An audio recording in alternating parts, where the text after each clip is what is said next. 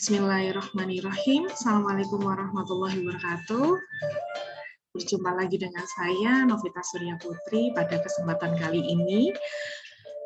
Bagaimana kabar Bapak Ibu sekalian? Saya harap kabar Bapak Ibu sekalian selalu dalam keadaan sehat walafiat dan selalu dalam lindungan Allah Subhanahu wa Ta'ala. Oke, Bapak Ibu sekalian, pada kesempatan kali ini kita akan membahas serta mereview kembali terkait sistem endokrin. Tetapi pada kesempatan kali ini kita membahas mekanisme kerjanya sistem endokrin itu sendiri. Oke, langsung saja kita akan membahasnya. Di dalam tubuh kita harus terjadi keseimbangan. Keseimbangan antar sel, keseimbangan antar organ itu diperlukan dalam sistem tubuh kita, atau biasa yang disebut dengan homeostasis. Homeostasis sendiri mengacu pada proses mempertahankan lingkungan internal yang stabil. Dengan kata lain, homeostasis mengacu pada pemeliharaan keseimbangan fisiologis normal dan berfungsi di dalam tubuh. Dalam mempertahankan homeostasis tubuh, ada dua sistem besar yang mempengaruhi hal tersebut. Yang pertama adalah sistem saraf, yang kedua adalah sistem endokrin. Itu yang mempengaruhi homeostasis di dalam tubuh kita, yang pada saat ini akan kita bahas terkait sistem endokrin. Sistem endokrin sendiri adalah sistem kontrol kelenjar tanpa saluran, atau biasa memang yang disebut dengan kelenjar buntu. Di mana memang kelenjar ini adalah sekumpulan sel yang bisa mensekresi dari hormon-hormon. Nah, memang sistem kontrol kelenjar ini menghasilkan hormon. Hormon tersebut yang tersirkulasi di dalam tubuh melalui aliran darah untuk mempengaruhi organ-organ yang lain. Di mana hormon itu bertindak sebagai pembawa pesan. Jadi dia akan membawa pesan yang dibawa oleh aliran darah ke berbagai sel di dalam tubuh, yang selanjutnya akan menerjemahkan pesan tersebut menjadi suatu tindakan yang dilakukan oleh sekumpulan sel-sel tersebut yang menjadi target organ. Fungsi dari kelenjar endokrin itu sendiri, yang pertama adalah menghasilkan hormon yang dialirkan ke dalam darah, kemudian mengontrol aktivitas kelenjar tubuh, yang ketiga, merangsang aktivitas kelenjar tubuh, yang keempat, merangsang pertumbuhan jaringan, yang kelima, mengontrol metabolisme sel, dan dari fungsi 1 sampai 5, tujuan dia untuk mengatur homeostasis dari tubuh kita. Apa saja sih yang termasuk kelenjar endokrin? Di sini banyak sekali kelenjar endokrin yang ada pada tubuh kita. Yang pertama dimulai dari hipotalamus, yang kemudian kedua adalah kelenjar pituitari atau biasa yang disebut dengan hipofisis. Kemudian yang ketiga adalah kelenjar pineal, yang keempat adalah kelenjar tiroid, kelenjar timus, kemudian yang keenam lambung, usus kecil, kelenjar adrenal yang berada di atas ginjal, pankreas, ovarium, dan testis. Nah, itu adalah kelenjar endokrin yang ada di dalam tubuh kita, yang fungsinya menjaga homeostasis tubuh. Sistem komunikasi dari sel itu ada, selain endokrin adalah untuk mensekresi sel, mensekresi kelenjar untuk sel yang jauh. Sedangkan komunikasi sel itu banyak sekali, ada parakrin, autokrin, dan eksokrin. Oke, untuk parakrin sendiri memang dia itu mengacu pada hormon yang bekerja secara lokal dan berdifusi ke sel-sel lingkungan terdekat untuk menghasilkan tindakan. Kalau autokrin dia itu hormon yang bekerja untuk selnya sendiri, memproduksi hormon tetapi untuk dirinya sendiri. Nanti kita jelaskan lebih lanjut. Kemudian yang ketiga adalah eksokrin. Eksokrin ini mengacu pada kelenjar organ yang mengeluarkan zat ke dalam saluran yang akhirnya mengarah di luar tubuh, misalnya kelenjar lacrimalis, mengeluarkan air mata, kelenjar keringat, kelenjar sebasea, pankreas, kantong empedu, dan masih banyak lainnya. Ini adalah sistem komunikasi dari kelenjar endokrin sendiri. Ini adalah kelenjar endokrin yang ada di tubuh kita, di mana ada hipotalamus. Di situ banyak sekali menstimulasi dari hormon-hormon yang lain. Dia adalah core of the core, inti dari inti, gitu ya Bapak Ibu ya. Jadi inti segala kelenjar itu ada di hipotalamus yang menstimulus. Kemudian yang kedua adalah pituitary gland atau kelenjar pituitari, atau biasa yang disebut dengan hipofisis. Di pituitary gland ini sendiri ada lobus anterior dan lobus posterior. Masing-masing mempunyai pengaturan tersendiri terhadap sistem hormon. Pituitary gland sendiri mengatur sistem hormon yang ada di kelenjar testis, ovarium, tiroid, dan kelenjar adrenal, dan masih banyak sekali yang diatur oleh kelenjar pituitari, tergantung dari masing-masing lobusnya. Dia lobus anterior atau lobus posterior. Nanti kita akan bahas pada slide selanjutnya. Kemudian ada kelenjar pineal gland, di mana dia akan menghasilkan hormon melatonin, atau biasa yang disebut dengan hormon tidur. Ini dihasilkan oleh pineal gland. Kemudian ada thyroid gland atau kelenjar tiroid di sini yang menghasilkan tiroksin T4 dan piridopyronin T3 serta kalsitonin. Di sini dihasilkan pada tiroid. Kemudian ada thymus yang menghasilkan hormon timosin yang membantu dari menstimulasi limfosit T dan limfosit B dalam membentuk antibodi yang ada di dalam tubuh. Kemudian ada kelenjar adrenal, di mana kelenjar adrenal ini menghasilkan hormon mineralokortikoid dan glukokortikoid. Ini membantu proses dari penurunan blood pressure atau tekanan darah atau menaikkan tekanan darah. Itu yang berperan di sini di kelenjar adrenal karena dia akan mensekresi dari aldosterone itu sendiri. Kemudian yang selanjutnya adalah ovarium. Ovarium ini yang punya hanya cewek ya, Bapak Ibu sekalian. Jadi di sini ada ovarium yang termasuk dari kelenjar endokrin, di mana ovarium itu menghasilkan hormon estrogen dan progesteron. Kemudian ada gonad atau testis. Di sini menghasilkan hormon testosteron yang membantunya dalam membentuk spermatozoid. Oke. Selanjutnya, di balik dari kelenjar tiroid, itu ada kelenjar paratiroid, Bapak Ibu. Kelenjar paratiroid ini ada di baliknya kelenjar tiroid, memang fungsinya berperan untuk mengatur kadar kalsium yang ada di dalam darah.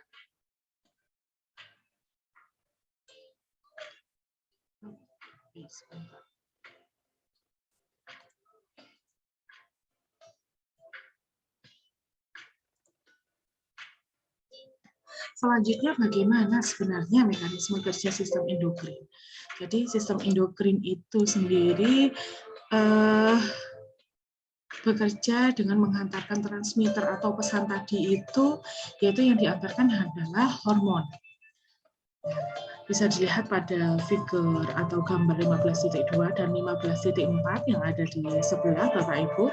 Memang hormon itu penghantar atau transmitter di mana dia itu dilepaskan ke sel khusus ke dalam aliran darah. Kemudian ini dari pengeluaran hormon yang ada di salah satu sel.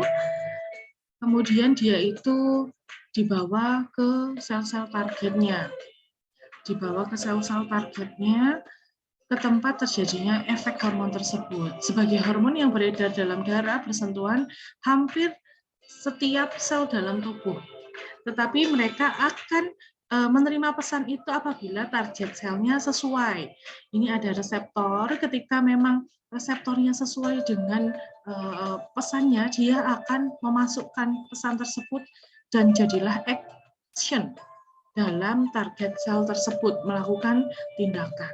Tetapi ketika pesan itu bukan untuk sel tersebut, maka reseptornya tidak akan berikatan dengan transmitter.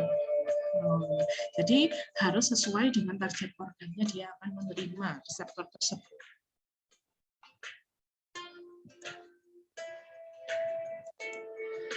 Oke, yang pertama kita akan membahas kelenjar endokrin core of the core, yaitu hipotalamus.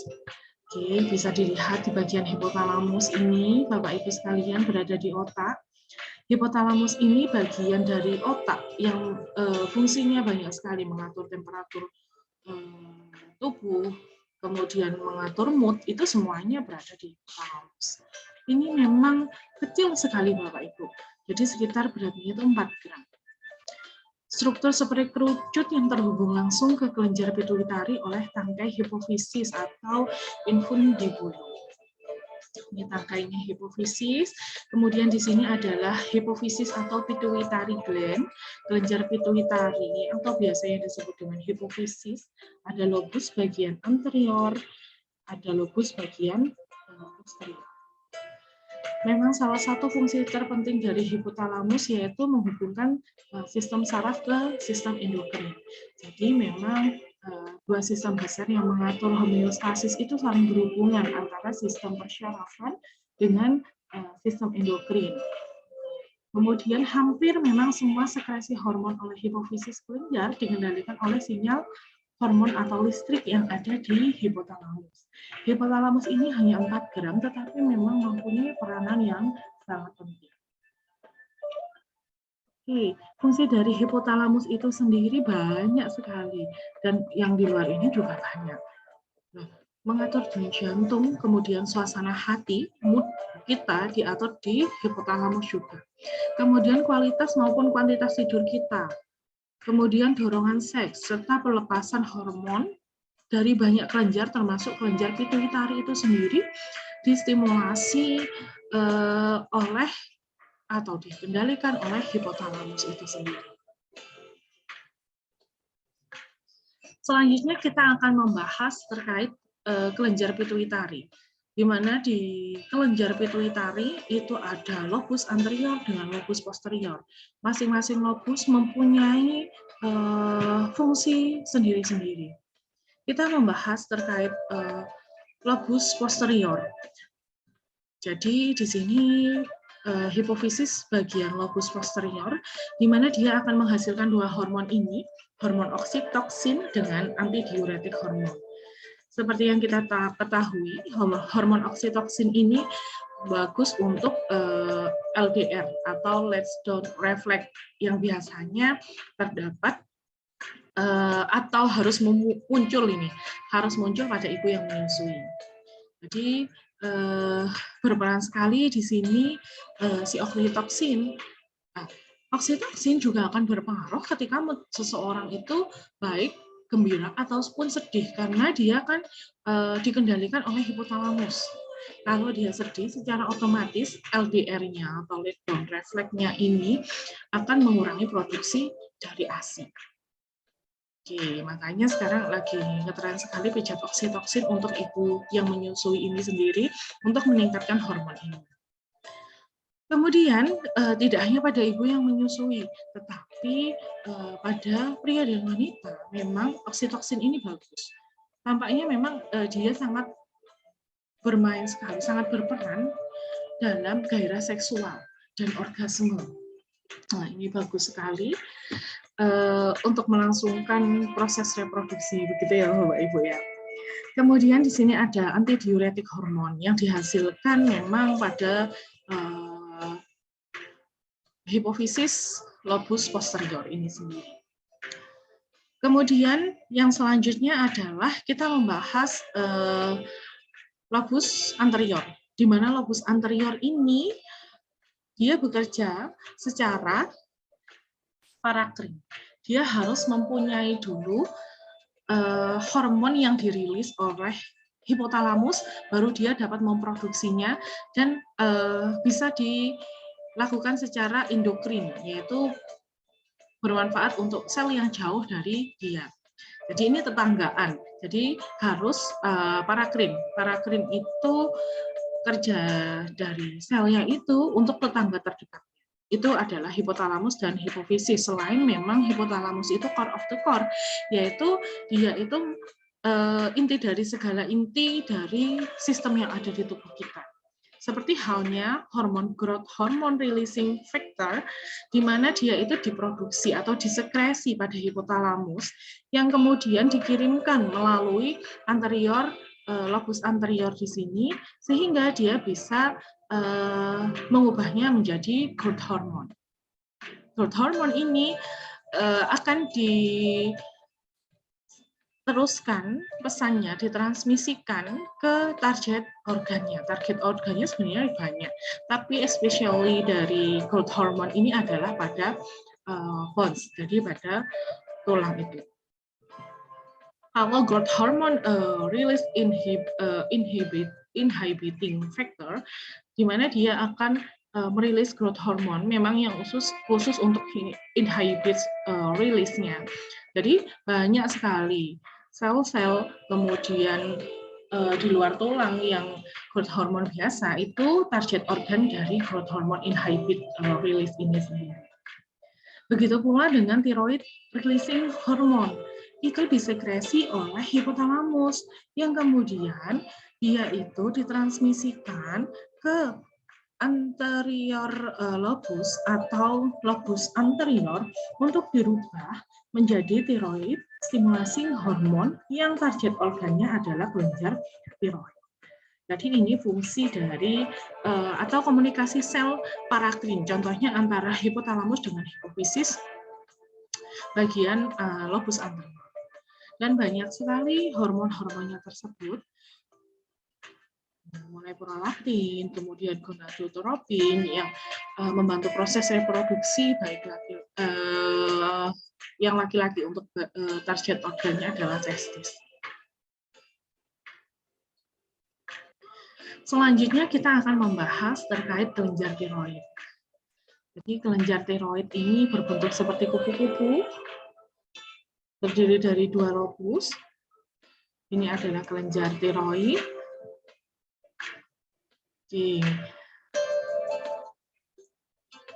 Jadi kelenjar tiroid ini melepaskan 2 bentuk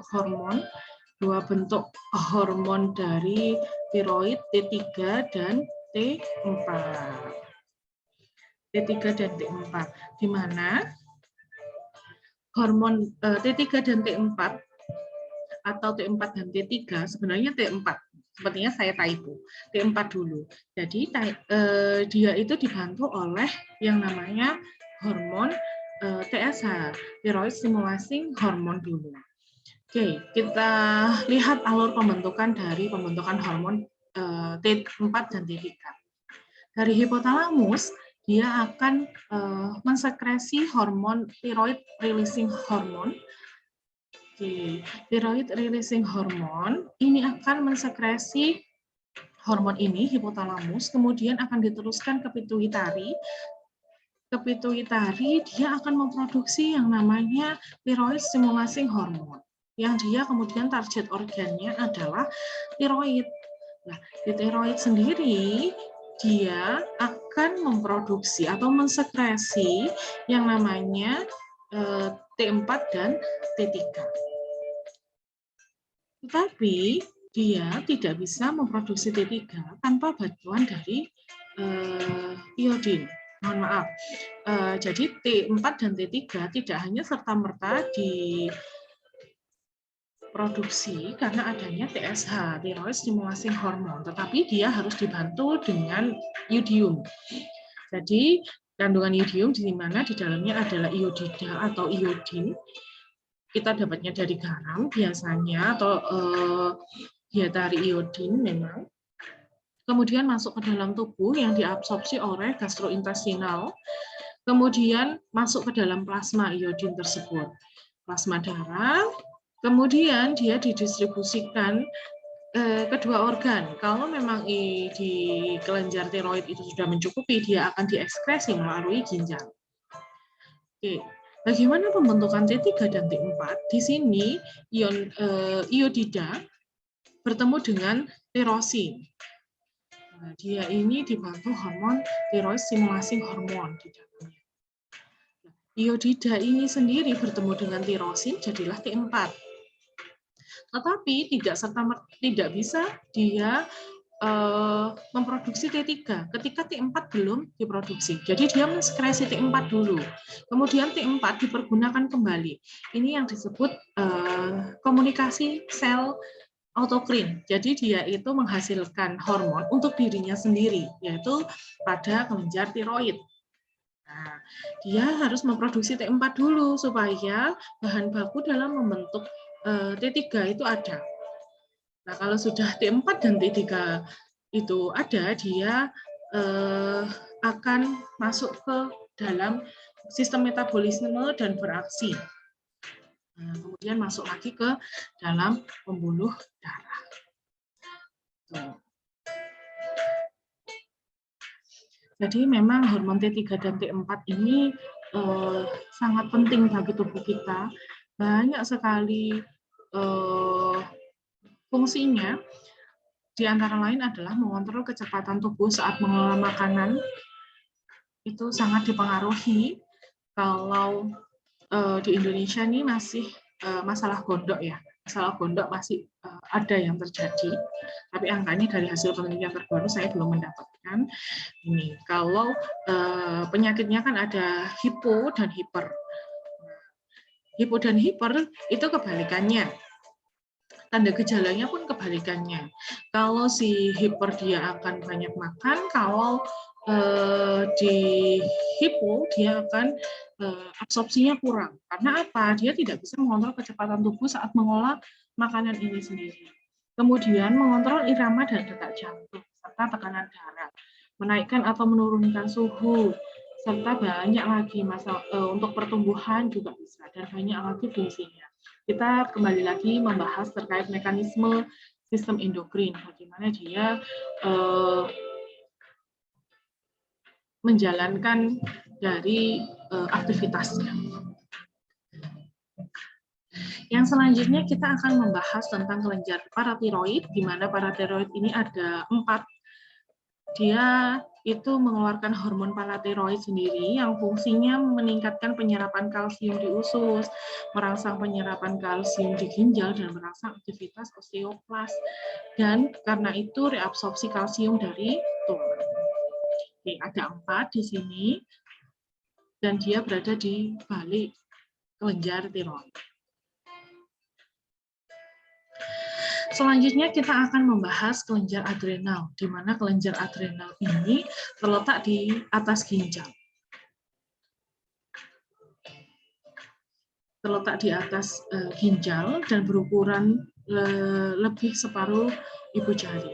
Memang kelenjar adrenal ini terdiri dari 2 bagian utama, yaitu korteks dan medula adrenal, di mana memang pada setiap bagian itu memiliki fungsinya masing-masing.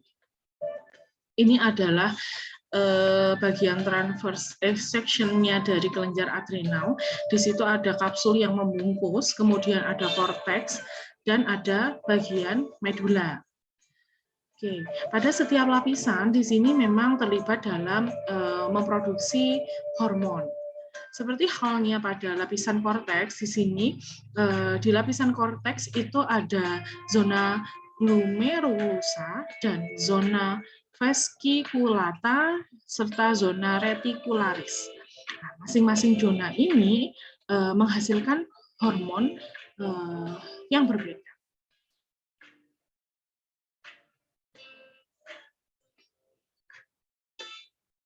Oke, di bagian korteks itu sendiri pada zona glomerulosa di sini menghasilkan mineral kortikoid. Memang mineralokortikoid ini berfungsi utama adalah pengaturan konsentrasi elektrolit yang ada di dalam darah. Kemudian secara umum memang mineralokortikoid ini menghasilkan aldosteron yang dimana dia itu membantu untuk menaikkan tekanan darah atau menurunkan tekanan darah itu sendiri. Kemudian glukokortikoid. Nah, di Di sini ada glukokortikoid di mana dia itu adalah mensekresi kortisol, hormon stres. Nah, kalau meningkat itu biasanya bisa diperhatikan dari hormon stres yang dihasilkan di glukokortikoid ini sendiri.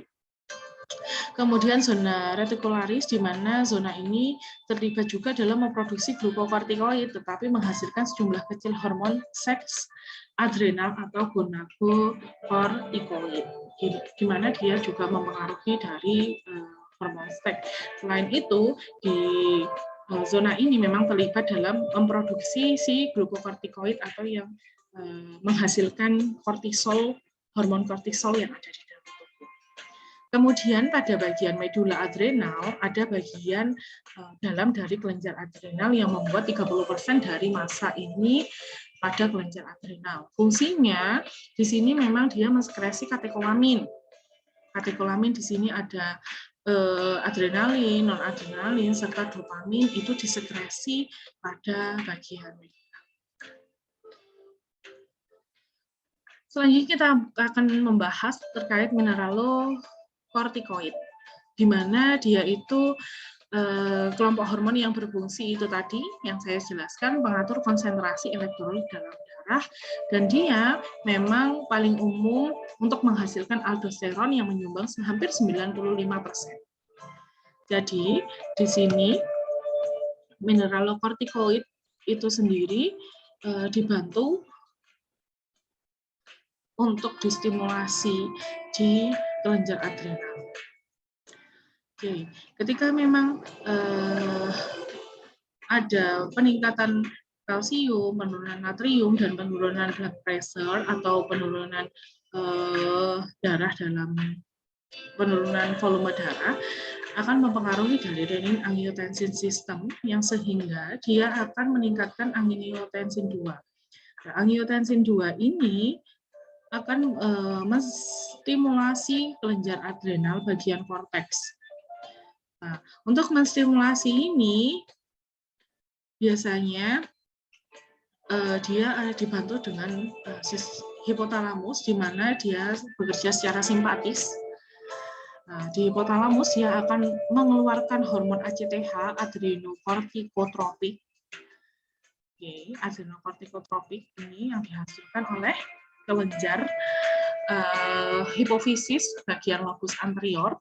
Tadi kita sudah bahas, kemudian akan menstimulasi di kelenjar adrenal, mengirimkan sinyal, mentransmisikan hormon ACTH ini ke kelenjar adrenal, yang kemudian direspon untuk meningkatkan aldosteron, sehingga homeostasis yang ada di dalam tubuh tetap terjaga, peningkatan sekresi dari kalium, peningkatan reabsorpsi natrium, dan peningkatan reabsorpsi cairan, sehingga memang terjadilah homeostasis.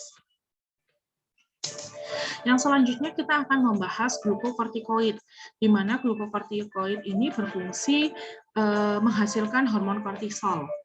Nah, kalau pada penelitian-penelitian itu yang diamati ketika seseorang mengalami pengobatan yang cukup lama, itu yang dicek adalah hormon kortisolnya ini sendiri. Nah, hormon kortisol ini akan meningkat ketika seseorang itu mengalami stres. Jadi fungsi kortisol ini sendiri adalah mengontrol kadar gula darah dan metabolisme serta mekanisme stres. Jadi dia bisa diperiksa kalau terjadi stres berkepanjangan, bagaimana hormon kortisol. Pada gambar di sebelah kanan, di sini ketika terjadi stres, ada peningkatan pada otak itu sendiri, yang menstimulasi dari hipotalamus untuk mengeluarkan hormon CRH. CRH ini untuk di hipotalamus disekresi agar kelenjar dari hipofisis anterior, lobus anterior, dia menghasilkan ACTH. ACTH kemudian dia masuk ke kelenjar adrenal dan dia untuk menghasilkan dari kortisol itu sendiri. Increase, dia menurunkan hormon kortisol. Selanjutnya kita akan membahas terkait pankreas. Ini adalah organ pankreas. Di sini salah satu jaringan eksokrin ya. Stimulasinya atau komunikasi selnya sistem eksokrin karena dia mengeluarkan dari luar tubuhnya. Pankreas ini terdiri dari dua jenis jaringan yang berbeda. Sebagian besar pankreas terdiri dari jaringan eksokrin dan saluran terkait. Memang pankreas ini sendiri terdiri dari pulau-pulau situs endokrin, sel-sel pankreas. Jadi memang setiap pulau memiliki 3 jenis sel utama, di mana memang menghasilkan hormon yang berbeda. Ada sel alfa. Sel alfa di sini dia mensekresi dari glukagon. Kemudian sel beta di sini dia paling melimpah dari ketiga jenis sel ini. Dia mensekresi insulin, dan sel beta dia mensekresi dari somatostatin.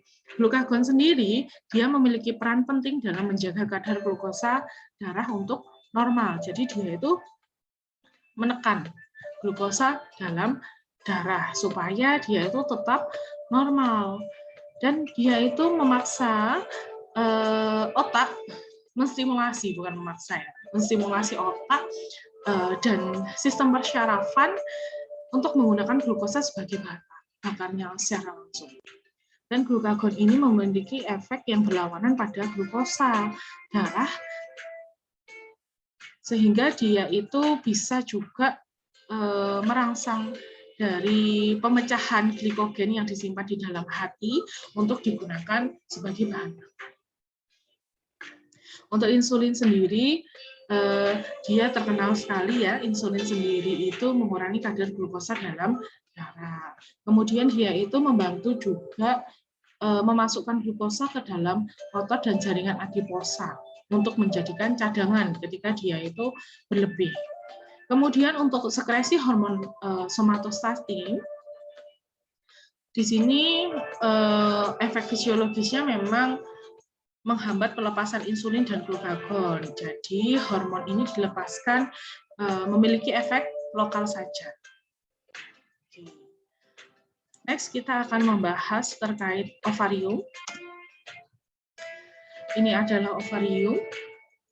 Jadi ovarium itu dipengaruhi sekali oleh hipotalamus, di mana memang hipotalamus adalah core of the core, inti dari segala inti katanya. Nah, di sini bagaimana sih kita itu melakukan yang perempuan? Sel telur itu bisa matang. Di sini ada hipotalamus yang mensekresi gonadotropin releasing hormone pada kelenjar pituitari, sehingga dia itu memproduksi follicle stimulating hormone dan luteinizing hormone yang dikirimkan melalui ovarium itu sendiri. Kemudian distimulasi di folikel-folikel yang ada di dalam ovarium itu sendiri. Di dalam ovarium, sehingga ada folikel-folikel, ada folikel jegraf yang belum matang, dia sampai membentuk matang banyak sekali jutaan sel telur yang ada di sini. Kemudian melalui itu bisa dilepaskan menjadi sel telur. Sel telur tersebut apabila tidak dibuahi, maka akan terjadi proses menstruasi. Selanjutnya kita akan membahas testis. Sama, di sini dipengaruhi oleh hormon yang disekresi oleh hipotalamus, gonadotropin releasing hormone, yang akan dikirimkan hormon tersebut pada kelenjar pituitari, bagian lobus anterior, yang akan menstimulasi atau mensekresi follicle stimulating hormone dan luteinizing hormone. Nah, dia akan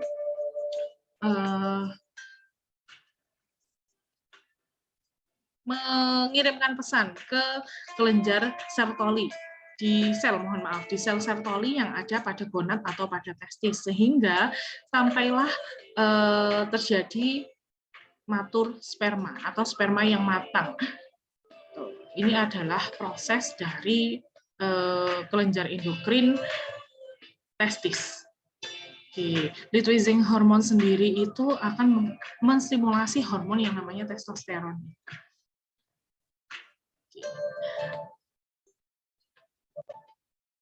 Oke, Bapak Ibu, sekian dari saya. Kurang lebihnya saya mohon maaf. Wallahu a'lam bishawab. Apabila ada yang perlu didiskusikan, silakan menghubungi saya melalui WA. Terima kasih atas waktu dan kesempatannya. Kurang lebihnya saya mohon maaf. Assalamualaikum warahmatullahi wabarakatuh.